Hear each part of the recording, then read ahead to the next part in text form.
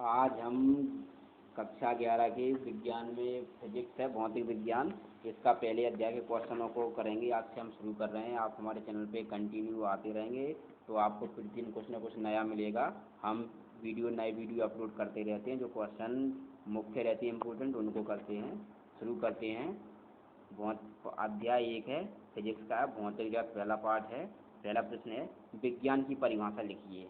सबसे पहला तो जो सब्जेक्ट होता है, पहला क्वेश्चन उसी से संबंधित होता है, तो हमने लिखा विज्ञान की परिभाषा लिखिए। तो इसकी परिभाषा लिखेंगे। प्रकृति के क्रमबद्ध ज्ञान को विज्ञान कहते हैं। विज्ञान संस्कृत भाषा का शब्द है जिसका अर्थ होता है विशिष्ट ज्ञान। विज्ञान अपना ही संस्कृत भाषा का शब्द है और इसका अर्थ होता है विशिष्ट ज्ञान। दूसरा प्रश्न है भौतिकी का अर्थ लिखिए।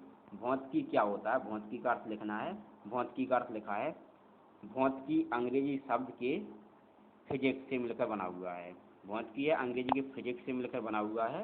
ये लिखा देखो, फिजिक्स से बना हुआ है, जो ग्रीक भाषा के एक शब्द फ्यूसिस से उत्पन्न हुई है। फिजिक्स है ग्रीक भाषा के फ्यूसिस से उत्पन्न हुई है, जिसका अर्थ है प्रकृति, मतलब प्रकृति है। इसका तुल्य संस्कृत शब्द भौतिकी है। तो प्रकृति शब्द है और इसका तुल्य अर्थ भौतिकी है। ये भौतिकी की परिभाषा है और इसमें हम भौतिकी के अर्थ में हम भौतिक पदार्थ के अणुओं के बारे में पढ़ेंगे। अगला प्रश्न है तीसरा, किन्हीं 5 भारतीय वैज्ञानिकों के नाम तथा उनके विज्ञान में योगदान लिखिए।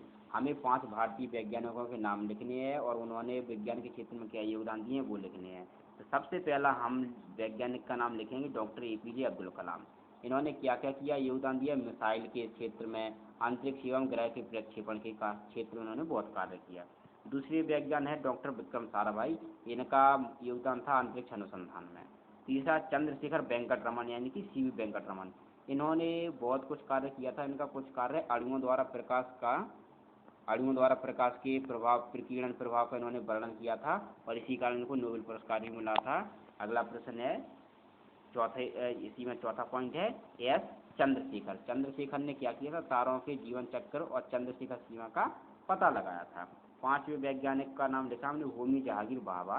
इन्होंने कॉस्मिक किरणों की खोज की थी। आप प्रश्न नंबर 4 देखते हैं।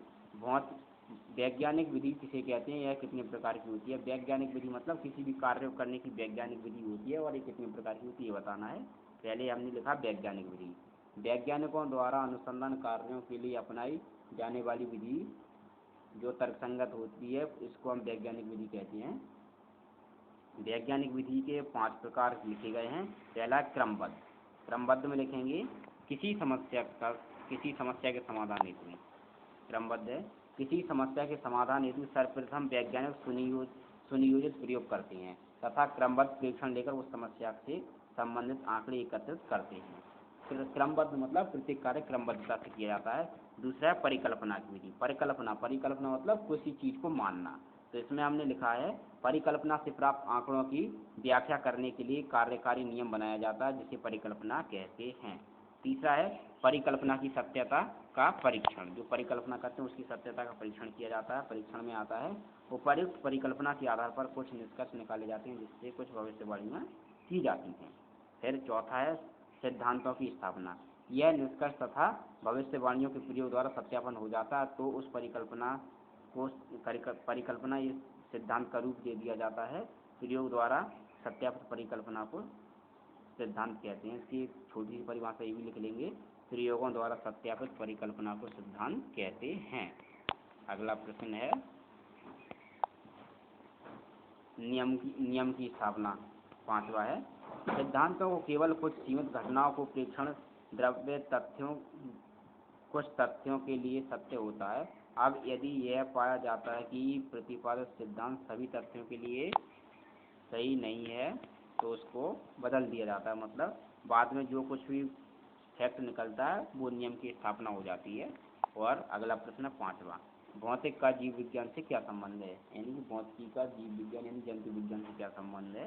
तो जीव विज्ञान भी भौतिकी से प्रभावित है। भौतिकी में सूक्ष्मदर्शी के आविष्कार से जीव विज्ञान में कोशिका की रचना समझने में बहुत सहायता मिली है।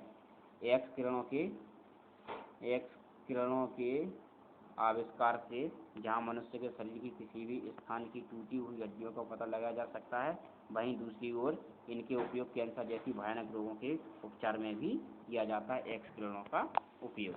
अगला प्रश्न है भूगोल का भौतिक का खगोल विज्ञान से क्या संबंध है? भौतिकी का खगोल विज्ञान से संबंध। उत्तर है खगोल विज्ञान के विकास में भौतिकी की महत्वपूर्ण भूमिका है। भौतिकी से दूरदर्शी तथा रेडियो दूरदर्शी के आविष्कार होने से ही विभिन्न ग्रहों तथा उपग्रहों को देखा जा सका है। फिर अगला प्रश्न है भौतिकी का प्रौद्योगिकी से क्या संबंध है? प्रौद्योगिकी मतलब टेक्नोलॉजी, इसका क्या संबंध है? भौतिकी का प्रौद्योगिकी संबंध दिया है। प्रौद्योगिकी में भौतिकी के नियमों एवं सिद्धांतों का उपयोग करके अनुसंधानों को संसाधनों से बदला जा सकता है।